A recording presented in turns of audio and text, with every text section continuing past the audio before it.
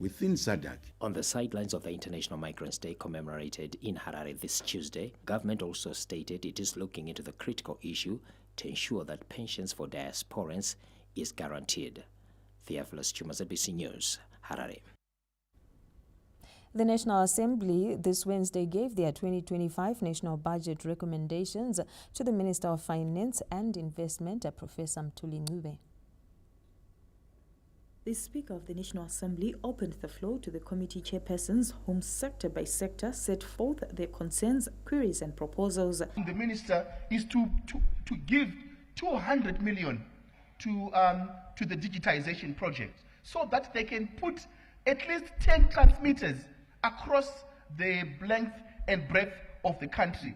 This will help ZBC, this will help the Broadcasting Authority of Zimbabwe, this will help Transmedia to ensure that this project gets off the ground. The construction and establishment of a regional sports museum and the construction, refurbishment of multi-purpose sport and leisure facilities in provinces around the country will also be required to improve facilities, improve access to sports facilities for all inhabitants. Recommendations were also put forth for the capacitation of the Minister of Women Affairs, Community, Small and Medium Enterprises Development. Tikumbirawo kuti kudivi remadzimai ku Women Affairs dai mawedzerawo kuti chikafu chiwanikwe chitengwe kuitira kuti vana mai nevana varege kuve nedambudziko. The Minister of Finance and Investment, Professor Mthuli Ncube, announced a 276 million ZiG national budget for 2025. The budget allocated the largest chunk to the education sector, followed by defense and health, while agriculture and transport were equally resourced.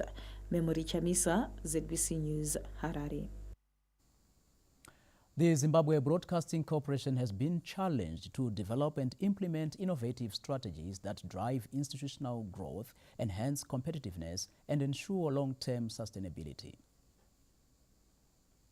The three-day ZBC Strategic Planning Review Workshop concluded in Harare this Wednesday with the Minister of Information, Publicity and Broadcasting Services, Dr. Jennifer Mswere, highlighting the need for those at the apex of the national broadcaster to work towards its growth. Let's find a way that is going to generate traffic. Without traffic, without content, the institution will never grow. We cannot have a situation where management gets the most money, the best cars, from 8 diaries a day. The diaries are now 2 per day. We cannot have an institution where fuel allocation does not prioritize the mandate of the institution.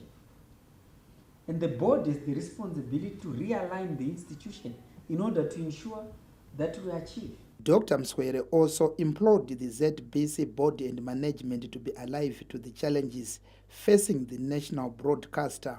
We have a huge operational expenditure account, milking a lot of money. Why don't we do a self-introspection to analyze all the procurement contracts that feed into the institution? The current structure that we have with 9 directors is too top heavy for an institution that in the majority of cases cannot pay employees the correct salaries. So restructuring has to be put in place to reduce the number of directors in the institution. Dr. Mswere also spoke on the capacitation strides being made by the Second Republic. The last recapitalization that had been done to the corporation, to the institution, included motor vehicles, specifically for operations. And on Friday, as government, we've put in place more resources, another almost 2.5 million in terms of vehicles. Those vehicles should go specifically to operations that generate content, news and current affairs. The three-day strategic meeting, which ended this Wednesday, brought together the ZBC board and management the Ministry of Information, Publicity and Broadcasting Services, the Broadcasting Authority of Zimbabwe and Transmedia. Peter Chivima, ZBC News, Harare. As she continues with her mission of leaving no one and no place behind, the First Lady Dr. Auxilia Mnangagwa, through her Angel of Hope Foundation, cushioned vulnerable groups with food hampers, among other goodies, in Chitungwiza this Wednesday. First Lady Dr. Auxilia Mnangagwa, who is also Angel of Hope Foundation patron, sparked world celebrations among hundreds of people from Chitungwiza and surrounding areas after initiating free eye checks and the distribution of food hampers to people living with albinism, the elderly, and people with disabilities.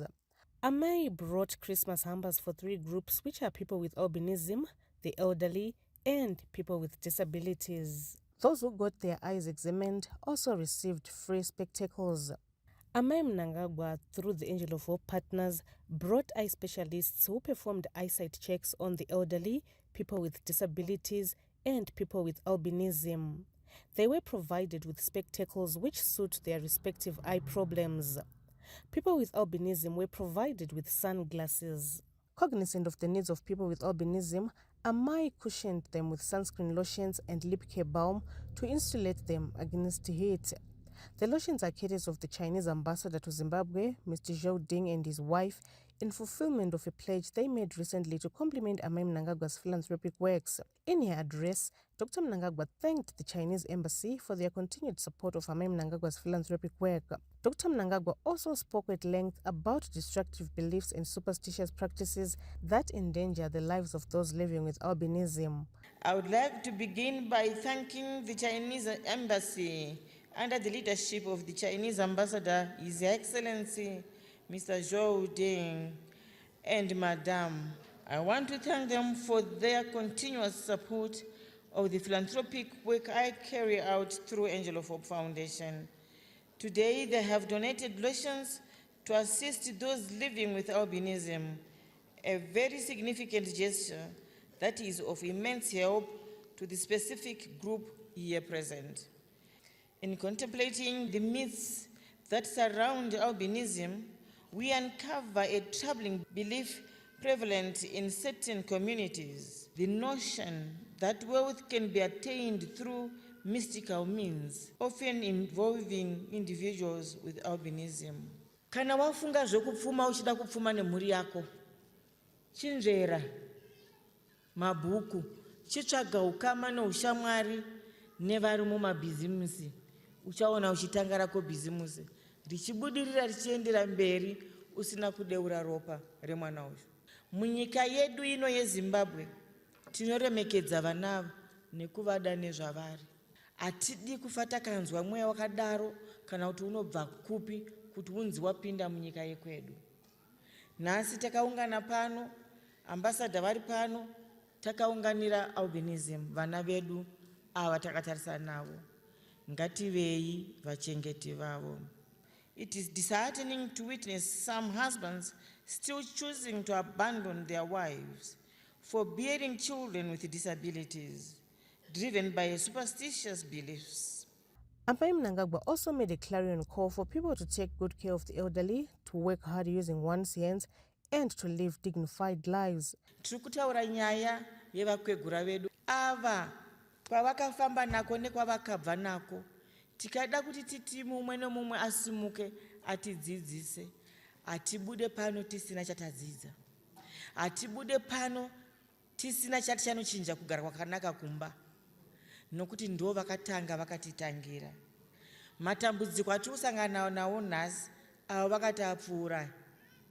Asi nemhaka yekuti hatisisina ukama, tiri kutosungisana kuendesana kumakotsi hama nehama. Saka kuti vachataura kuti tichanobvunza hatichagona nokuti taisa ruzhowa pakati pedu.